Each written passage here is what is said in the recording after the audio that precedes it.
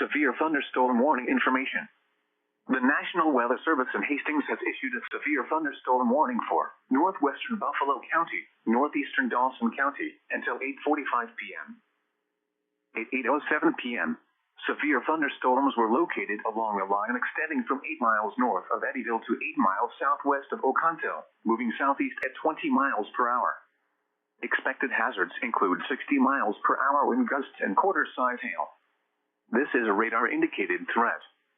The following impacts are expected. Hail damage to vehicles is expected. Expect wind damage to roofs, siding, and trees.